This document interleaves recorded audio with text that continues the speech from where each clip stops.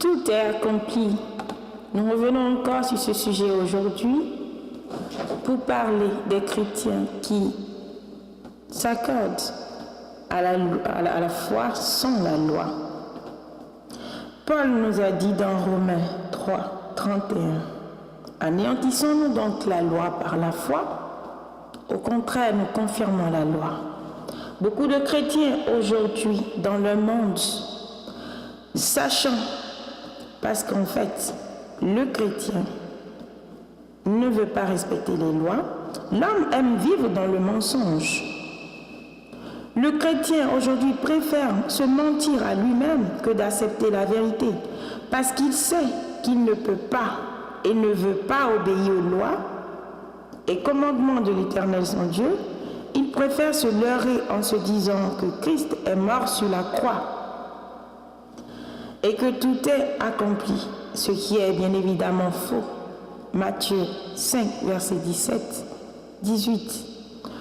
Ne pensez pas que je sois venu abolir la loi ni les prophètes, mais je suis venu accomplir. Donc, je ne vois pas ce qui nous amène à croire que Jésus-Christ est mort pour nous et que nous n'avons plus de loi à respecter.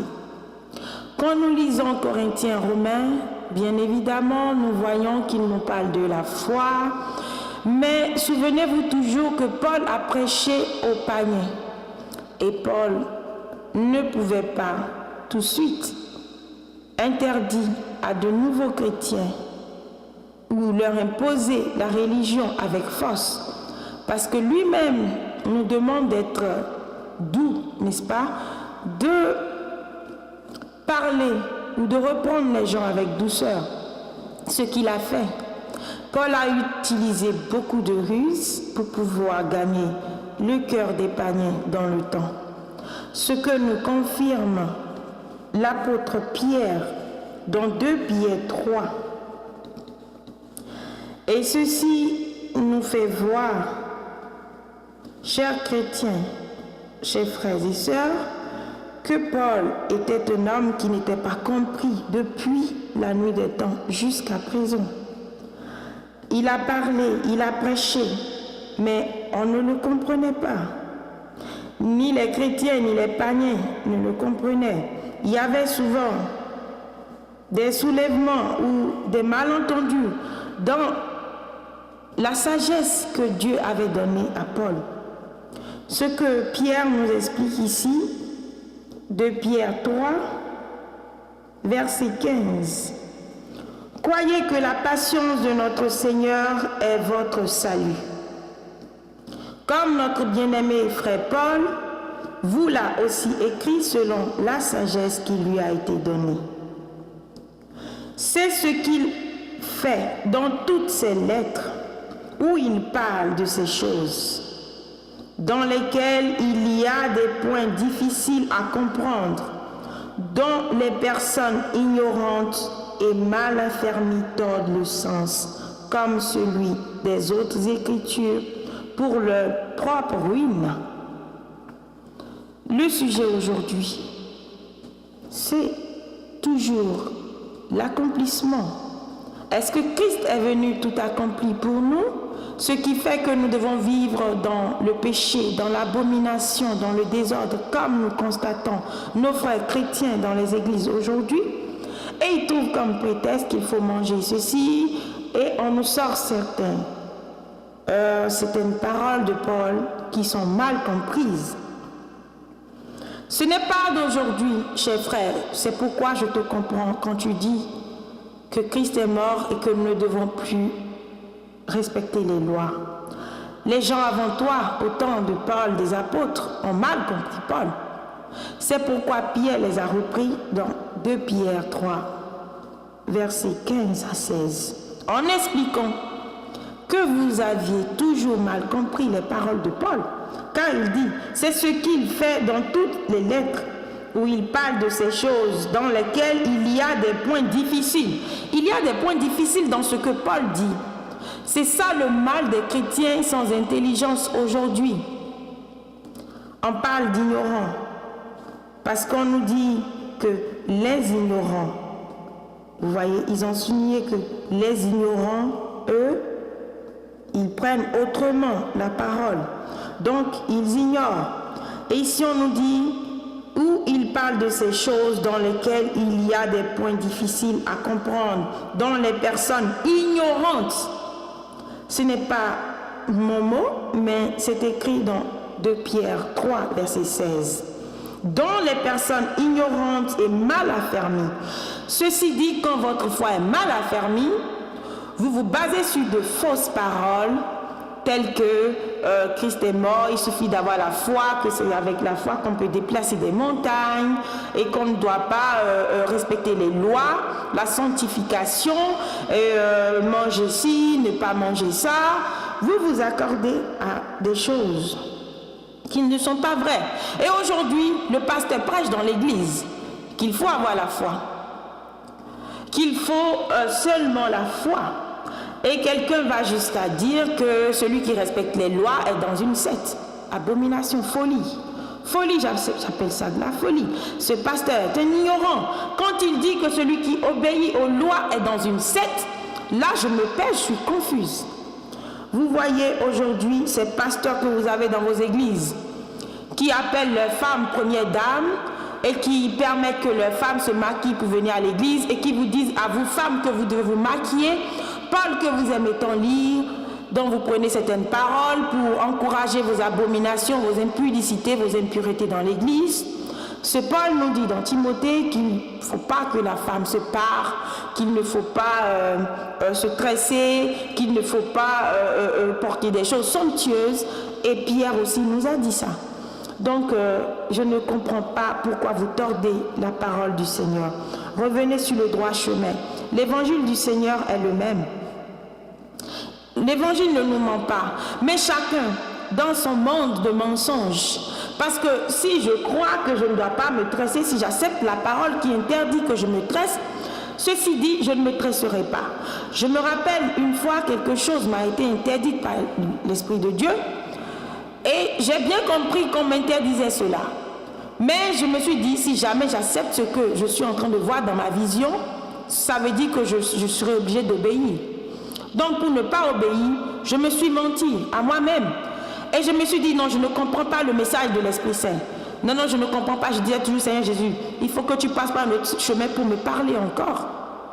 Jusqu'au jour où j'ai encore violé la voie, j'ai violé la loi, j'ai violé ce qui m'avait été interdit.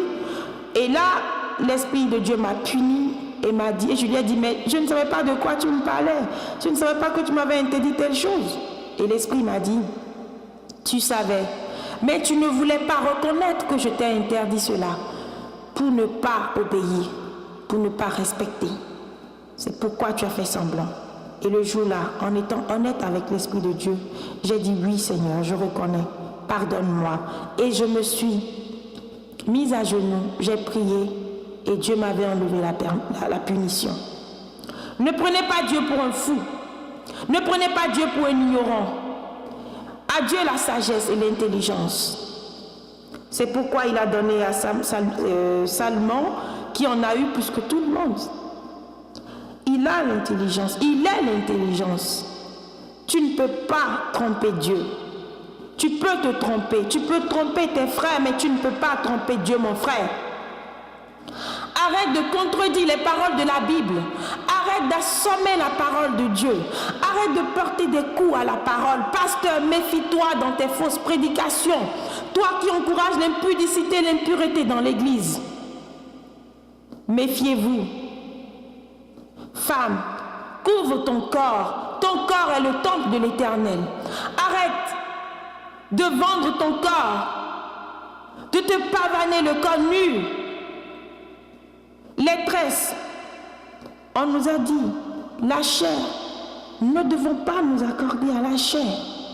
Non, parce que la chair conduit à la mort, mais l'esprit donne la vie. Répentez-vous. Ce que nous avons à dire aujourd'hui, le Christ n'est pas venu mourir pour nous, pour que nous demeurions dans le péché, mais pour que nous soyons sauvés du péché. Que nous nous repentissions, que nous devenions des gens normaux, spirituels, comme ceux que Dieu a rejetés, comme Sodome et Gomorrhe. Aujourd'hui, l'abomination remplit nos villes, nos pays. Et des pasteurs, nous voyons aujourd'hui, qui prêchent encore l'abomination dans l'église. Tout est permis. Tu dis que tout est permis. Mais souviens-toi que là où on a écrit tout est permis, c'est Paul qui a dit tout est permis, mais il dit tout est permis, mais tout n'est pas utile. Ce qui veut dire que nous devons chercher ce qui est utile à notre affermissement, à notre accomplissement. Le Christ a dit, ne croyez pas que je sois venu abolir la loi ni les prophètes. Ceci doit nous faire réfléchir. Ils ont endurci leur cœur de peur de voir et d'entendre et d'être sauvés. Si tu t'endurcis, si tu suis la parole du faux pasteur qui te dit que tout est permis, qu'il faut tout manger avec grâce, et que tu manges les interdits de l'Éternel, tu seras châtié. Tu cours en enfer. Est-ce que tu as peur d'être sauvé? Cherche le salut. Tu ne veux pas laisser les collants sexy que tu portes. C'est pourquoi tu rejettes la parole qui te dit que ton corps est le temple de Dieu. Le pasteur ne pourra jamais te prêcher cela parce qu'il aime te voir dans le collant. Le pasteur ne pourra jamais te dire, ma soeur, de ne pas te dresser parce que lui-même, il a une abomination devant Dieu. Parce que lui-même, il aime cela. Il aime te voir avec du rouge aux lèvres. Il aime te voir les seins en bandoulière. Quand tu exposes tes seins, le pasteur n'arrive pas à faire la prédication. Quand il dit Jésus une fois, il lève la tête, il regarde dans tes seins. C'est pourquoi il ne peut pas te dire de couvrir ton corps. Parce que s'il dit ça, puisque toi-même tu aimes le péché, tu as grandi dans le péché, tu risques de quitter son église et aller dans une église qui aime des choses comme ça. Alors, pasteur n'aura plus de dîmes. C'est à cause de leur ventre qu'ils ont encouragé l'abomination dans l'église. Aujourd'hui, nous avons vu des pasteurs marier des homosexuels. Abomination. L'Éternel a dit, sortez du milieu d'eux. Si tu es dans une église où on prêche la chair, où on prêche la prospérité, l'argent, toujours l'argent, Jésus-Christ a dit, soit maman, soit Dieu, mais vous ne pouvez pas servir Dieu. À l'église, on ne peut pas servir l'argent, le Dieu de l'argent, Satan et Dieu en même temps. Nous devons parler pour la sanctification de l'âme et non pour la chair. C'est à cause de ton âme que Jésus-Christ est venu. Il dit, je suis venu pour ramener les brebis perdues. Tu t'es perdu. Alors reviens à Christ et répands-toi. Mon frère, je t'en prie. Ma soeur, je t'en prie, répands-toi.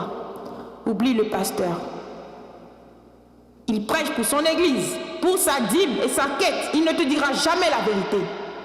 Il ne vous dira jamais qu'il faut obéir aux lois.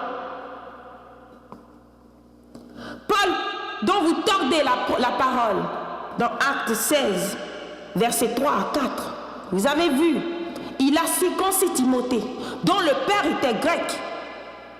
Alors, quelle loi est-ce que le Seigneur Jésus-Christ est venu abolir? Vous savez ce que c'est que la circoncision? C'est une loi des Juifs.